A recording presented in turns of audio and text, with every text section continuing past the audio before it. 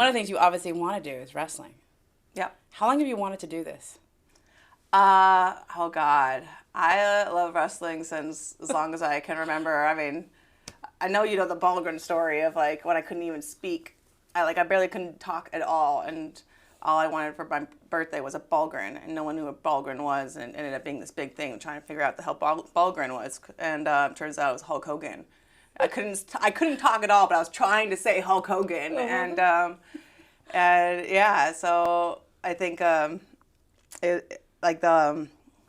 we didn't have like stereos or anything like that. So like me and my sister and like our babysitter's kids, our soundtrack for everything, we had like WWE video games, and you would like switch from page to page, and they would all have their different music on there, and that was like our version of like having like a CD player or stereo or whatever back then. So it really was the soundtrack of my childhood. And then when I started getting into MMA, I was looking at why the women were not on the same level as men as far as, attention and success and, pay-per-view and acceptance in general. And I was looking at what they were doing, what the men were doing, what the women weren't doing.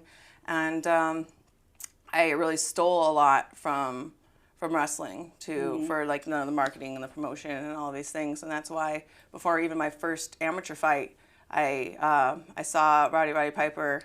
He came to our gym because we like opened up a new gym, and he's my uncle Gene was his coach. Yeah, Gene LaBelle. And I asked him, I was like, Mr. Piper, is it okay if I use your name, Rowdy? And he's like, oh yeah, I can, yeah, sure, whatever. And that ended up being like this huge thing, and and I picked that name for a reason, not just because it sounded good, but I always admired him and the way he was able to, just entirely capture your attention, your imagination, and it was impossible to look away every single time that he was on the screen, and I really wanted to like channel and emulate that in my own career.